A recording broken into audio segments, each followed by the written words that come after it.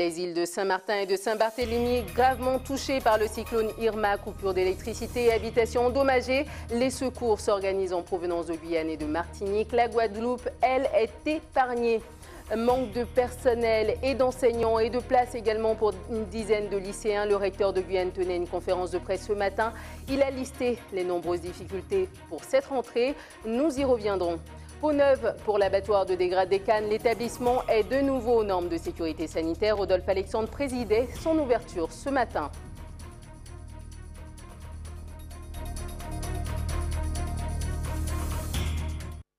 Madame, Monsieur, bonsoir. Bienvenue dans cette tranche d'information. Pour ouvrir ce journal, Saint-Barthélemy et Saint-Martin durement touchés par le cyclone Irma. L'ouragan le plus puissant jamais enregistré dans l'Atlantique a fait de nombreux dégâts sur les habitations. Des toitures arrachées, des coupures du réseau électrique, des casernes de pompiers inondées. Pas de nouvelles pour l'instant du nombre de victimes de ce drame. À Saint-Martin, la préfecture a été en partie détruite, ce qui a contraint le préfet et 23 autres personnes à se réfugier dans une pièce bétonnée pendant l'ouragan. Pendant 10 heures, les habitants sont restés confinés à leur domicile avec des vents soufflant à plus de 300 km/h. Écoutons ce témoignage d'un Saint-Martinois. Franchement, les premières heures ont été vraiment dures. Je regarde par ma fenêtre et je suis en face de la marina Fort-Louis. Et puis, je ne reconnais plus la marina. Elle est vraiment détruite. Il y a tout été rasé. Il y a les voitures qui sont en vrac partout. La mer est rentrée sur le chemin, donc c'est horrible, quoi. Tout à fait confiné, fermé, et rien n'est ouvert, voilà. Là, pour l'instant, c'est l'œil du cyclone, et donc on peut regarder par la fenêtre. Mais sinon, pendant, on ne peut pas, hein, parce que les vents sont tellement violents que même par la fenêtre, ça crie tellement qu'on ne peut pas regarder, quoi. Et pour l'instant, il n'y a rien. Il n'y a pas d'eau, il n'y a pas d'électricité et tout. Bon, de toutes les façons, on avait déjà fait des réserves d'eau. On s'était préparé au pire, hein, de toute façon, donc voilà. Là, pour l'instant, on est coupé du monde. Même la radio ne passe plus, il n'y a plus rien qui passe. Il y a juste les téléphones où on peut appeler, mais sinon, avec Internet aussi, on peut essayer de regarder. Mais radio, télé, du moins courant, électricité, eau et tout, on n'a plus rien. Bon, on a un peu d'infiltration d'eau par la toiture de la maison, mais sinon, ça va. Niveau inondation, ça va dans la maison, vu qu'on est en hauteur aussi. En face de la Seine-Saint-Marc, donc ça va vraiment. La Guadeloupe a évité le pire hier soir. Beaucoup d'habitants domiciliés dans les zones inondables comme à Carénage et à Pointe-à-Pitre craignaient de se réveiller les pieds dans l'eau. Reportage d'Yvon Lemar. Carénage, Fouillol, une zone inondable très surveillée.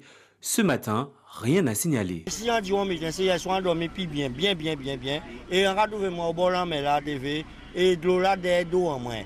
Et là, on levé bon matin, regardé.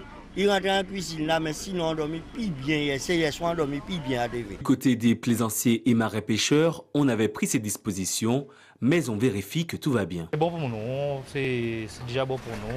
On dit merci au Seigneur. C'est pas passé sur la Guadeloupe. Sinon, on aura beaucoup de galères. Et voilà, on dit merci encore. Merci au Seigneur. C'est habitant qu'a dit Guadeloupéen, portez manœuvre et tiens besoin de solidarité. T'as là qui en bas là qui prend, nous pas de prend, mais ça qui en bas là qui prend, qu'on participe avec eux. Certains craignaient la houle et ses effets. Ce matin, c'est le soulagement. J'étais ici vers 9h, 21h30, je vais vérifier mon bateau. Et puis voilà. Donc, et puis je suis reparti me coucher. Et puis je suis revenu à 3h du matin. Voilà. Et donc j'ai vu, il n'y a pas de dégâts. Voilà. Pourquoi nous, moi-même, était toujours à terre. Parce qu'on savait si on laissait un dos là, le moteur là, il part auto-vidéo, il va couler.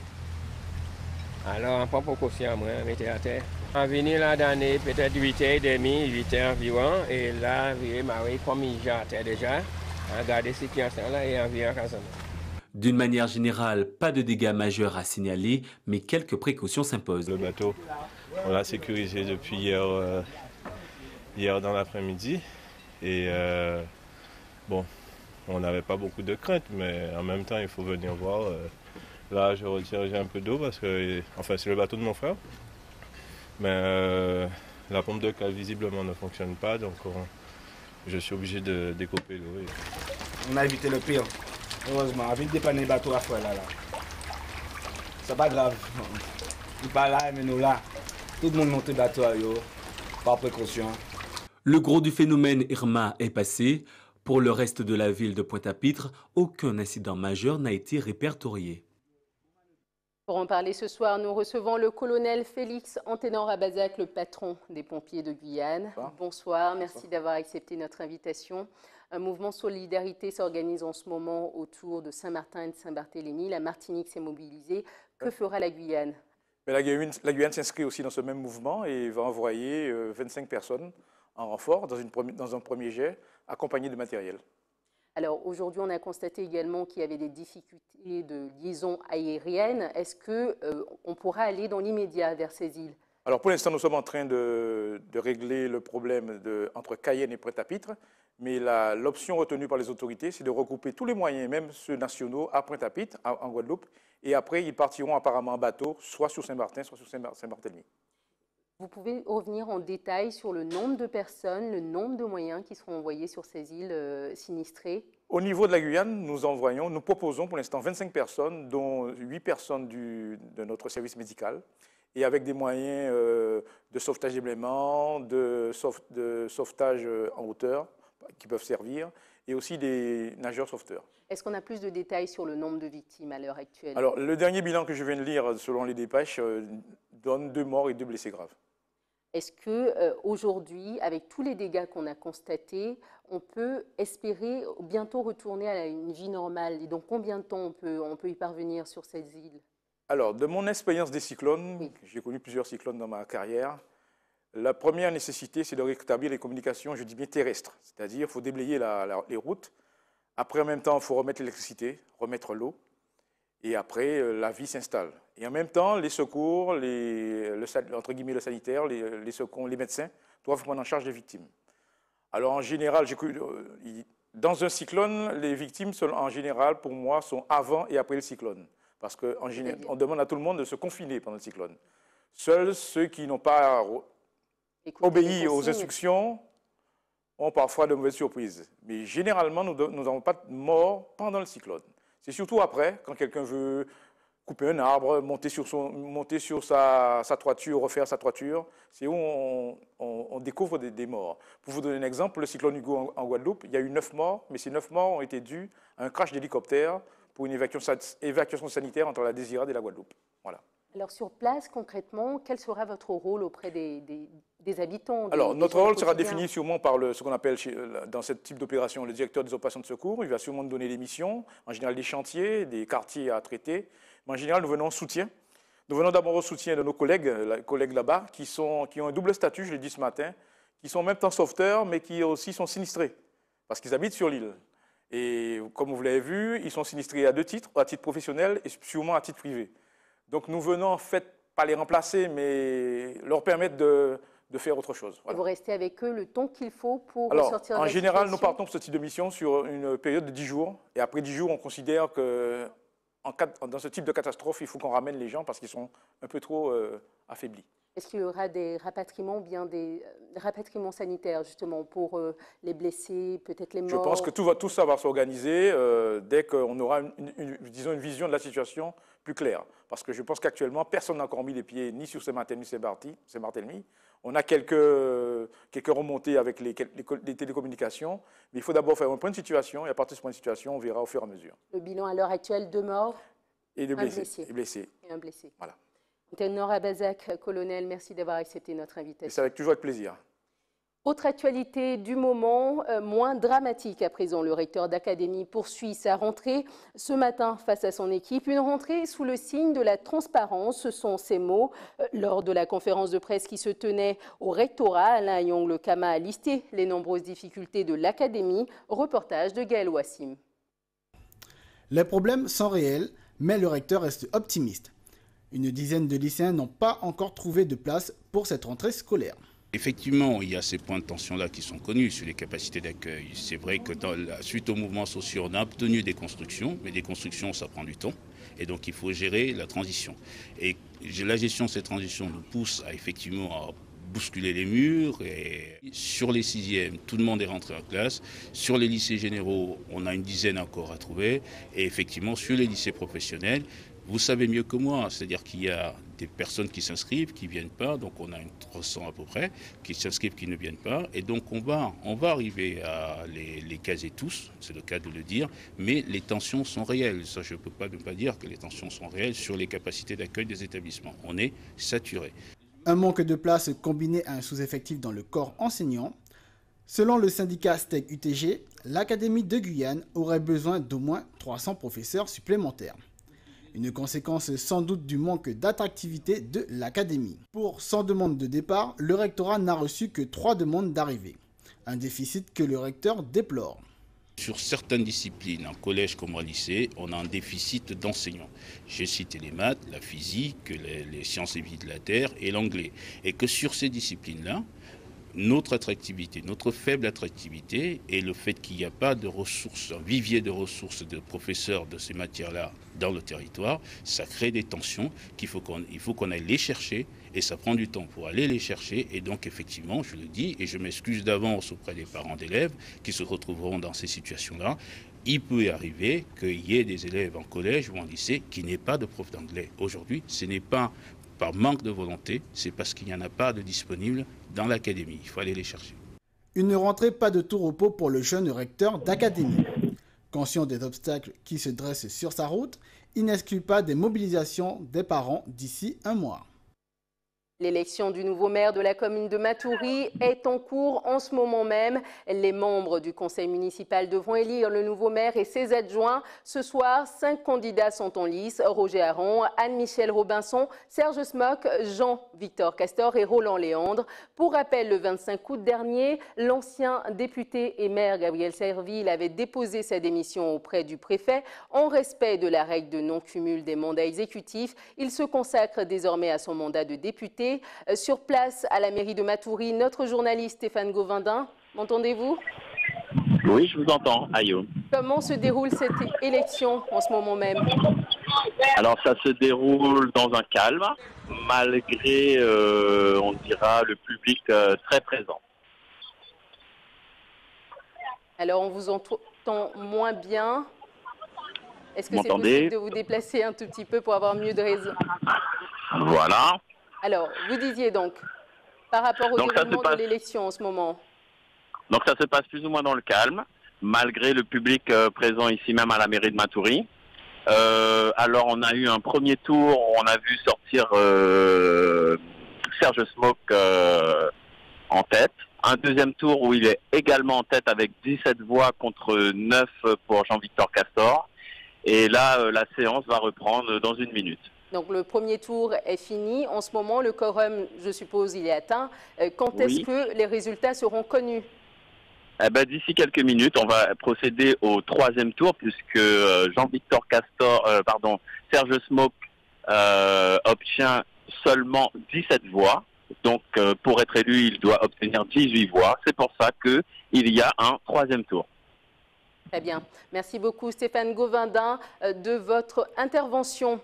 Pour poursuivre ce journal Écologie à présent avec l'arrêt de mort de la production pétrolière en France, signé ce matin par Nicolas Hulot. Le ministre de la Transition écologique a à présent déposé un projet de loi en vue de la fin de l'exploitation du pétrole et du gaz sur le territoire français en 2040. Aucun nouveau permis de recherche ne sera attribué dès la publication de la loi. De plus, les concessions existantes ne pourront plus être renouvelées au-delà de 2040. Un projet de loi qui intervient alors que la collectivité territoriale a autorisé la société Total à poursuivre ses recherches au large des côtes de Guyane en début d'année.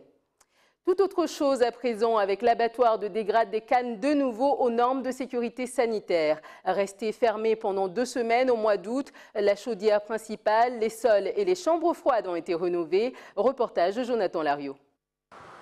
Après 2 semaines de fermeture, l'abattoir régional peut enfin reprendre du service après plusieurs constats sur la fébrilité des installations. Aujourd'hui, l'établissement jouit de nouveaux matériaux flambant neufs, une nouvelle chaudière ainsi que de nouvelles chambres froides remises aux normes sanitaires. Non, ça va ajouter un plus au niveau du sanitaire parce que la chaudière à eau chaude c'est le primordial, c'est elle qui assure le nettoyage et la stérilisation des outils que nous utilisons. Le nettoyage, il est plus que complet et il est conséquent parce que nous avons des prélèvements mensuels qui viennent contrôler tous les abattages que nous faisons. L'abattoir régional est aujourd'hui le centre de traitement pour une viande de qualité dans le département. Tous les éleveurs du territoire passent par sa production. Les travaux de rénovation viennent aussi répondre à une demande toujours croissante. Le problème qu'on rencontrait, c'était le problème de la chaudière. La chaudière fuyait de partout, il fallait absolument la refaire parce que c'était dangereux, ça ne pouvait pas avoir d'explosion dans l'abattoir. Il y a eu des problèmes aussi de tuyauterie qui a été refait. Les chambres froides, il fallait refaire les chambres froides, faire de la peinture et refaire le sol de l'abattoir. Ce sont des travaux qui ont été réalisés déjà à 90%. Il reste encore quelques petits travaux supplémentaires à faire, mais qui seront faits dans les jours qui viennent. L'abattoir a réouvert ses portes officiellement depuis la semaine dernière. Et déjà, les premières viandes n'ont pas tardé à arriver à leur production pour ensuite repartir vers des bouchers et autres commerces du territoire. Les nouvelles grilles de la préfecture de région font de nouveau parler d'elles. Gauthier Horte, conseiller territorial de l'opposition, affirme que le bâtiment est une propriété de la collectivité territoriale dont on ne peut dénaturer la façade sans l'autorisation de l'institution. Dans une lettre adressée au préfet ce lundi, Gauthier Horte demande le retrait de ces grilles et il se dit même prêt à les retirer lui-même si nécessaire. Il était au micro de Kerwin Elcide. Mais pour les grilles qu'on voit, qui sont imposées sur la façade de l'hôtel préfectoral depuis quelque temps, pour lui rappeler que c'est un bâtiment de la CTG que l'État occupe comme beaucoup de bâtiments de la collectivité depuis 70 ans sans contrepartie financière. Aujourd'hui, la CTG a besoin de ressources financières et a besoin de ces bâtiments. Donc soit l'État paye ces bâtiments, enfin paye l'usage de ces bâtiments, soit il faut que nous, les élus, nous prenions des dispositions pour que l'État puisse les libérer et que nous puissions, que la collectivité puisse en jouir. Là, il s'agit d'un monument classé sur lequel la préfecture se donne le droit de faire des modifications impactantes. Et on ne peut pas laisser ça se faire sans l'accord de la CTG, sans que la CTG ait eu son mot à dire. Donc il faut retirer ces grilles et le temps pour nous justement de mettre en place une action politique pour récupérer nos bâtiments ou pour que l'État paye un loyer, il faut que l'État retire les grilles qu'il a mis, qui détériorent le plancher de notre bâtiment. Et s'ils ne le font pas, il faudra qu'on le fasse nous-mêmes. Mais il faut clairement annoncer qu'il n'y a pas de raison, à l'heure où l'occupation illégale est un débat d'actualité, que l'État continue d'occuper les bâtiments du conseil de la CTG sans contrepartie. L'exécutif a toujours un peu de mal à se positionner, mais je compte bien sur le fait que les élus et la population comprendra que derrière la question des grilles de l'hôtel préfectoral, il y a la question justement donc des ressources et de l'occupation des bâtiments de la CTG, mais il y a aussi la question du foncier. Un anniversaire important pour la communauté Hmong de Guyane, 40 ans depuis leur arrivée en 1977. Ils fuyaient alors le communisme du Laos. Réfugiés politiques, les Hmong sont alors répartis dans 4 villages, Kakao, Javoué, Rokokwa et Korosoni. Hier, une exposition et une cérémonie leur est consacrée à l'hôtel de la collectivité territoriale. Reportage de Stéphane Govindin.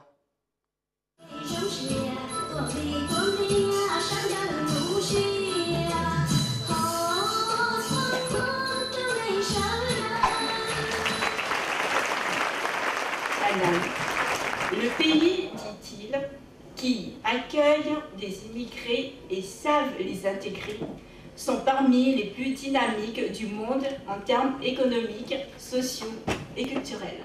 Les Hmong qui font partie de cette Guyane, de cette image arc-en-ciel qu'on a de la Guyane, puissent être honorés aujourd'hui et parler aussi comment ils sont arrivés.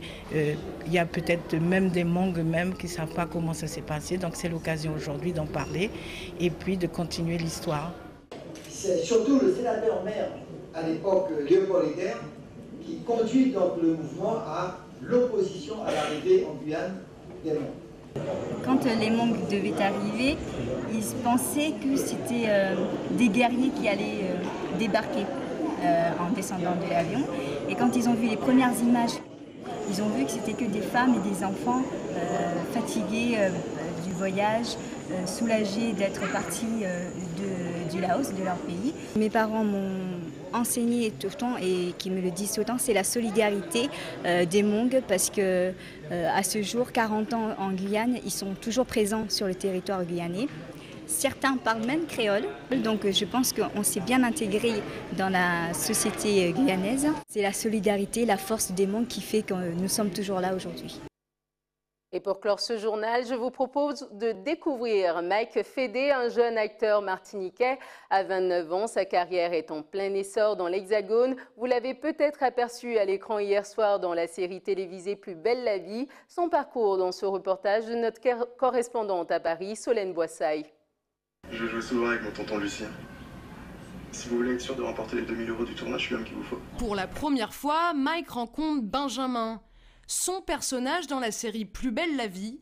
Alors forcément, ça lui fait un drôle d'effet. C'est pas facile, ça fait partie du boulot d'apprendre à se regarder pour pouvoir corriger certaines choses, s'améliorer, mais ouais, j'ai toujours... je suis vachement timide, donc du coup, c'est spécial. À seulement 29 ans, c'est son premier rôle dans une série aussi suivie qui dépasse les 4 millions de téléspectateurs. Mais avant de passer devant la caméra, c'est sur les planches du théâtre ou dans des studios d'enregistrement que le jeune Vauclinois s'exerçait. Un nouveau défi donc, mais surtout un tremplin pour cet acteur martiniquais. Chaque nouveau projet est une opportunité pour aller plus loin. Là, c'est la télé qui permet d'être vue par beaucoup de gens et de me dire, j'espère qu'il y a des directeurs de casting ou des maisons de prod qui puissent se dire, ah ben tiens, ce comédien, il nous a donné un truc là sur ce projet, sur cette émission qui nous plaît, pour pouvoir ensuite me contacter. Et d'ailleurs, pour concrétiser de nouveaux projets, Mike a rendez-vous avec son agent, celui à l'origine de cette belle aventure. J'ai eu quelque chose hier qui peut te correspondre pour une série télé, c'est la 2e saison. C'est vrai que c'est bien important de bien connaître ses comédiens. Et après, c'est au feeling, il faut qu'il y ait un flash tout de suite à se dire, ah tiens, ce personnage me fait penser à tel comédien, à telle comédienne. C'est ce qui s'est passé pour Mike. Voilà. Et ce n'est que le début pour Mike qui passe un casting l'après-midi même. À côté, l'acteur martiniquais développe aussi ses projets personnels. En plus de Plus belle la vie, on pourra le retrouver sur YouTube avec sa propre série Qui ça, dont les épisodes seront diffusés très prochainement. C'est la fin de cette édition. Voici les titres que nous avons développés. Les îles de Saint-Martin et de Saint-Barthélemy gravement touchées par le cyclone Irma, coupure d'électricité et habitations endommagées. Les secours s'organisent en provenance de Guyane et de Martinique. La Guadeloupe est épargnée. Manque de personnel enseignant et de place pour une dizaine de lycéens. Le recteur de Guyane tenait une conférence de presse ce matin. Il a listé les nombreuses difficultés de cette rentrée. Enfin, peau neuve pour l'abattoir de Dégrade-des-Cannes. L'établissement est de nouveau aux normes de sécurité sanitaire. Rodolphe Alexandre, le président de la collectivité territoriale, présidait sa réouverture ce matin.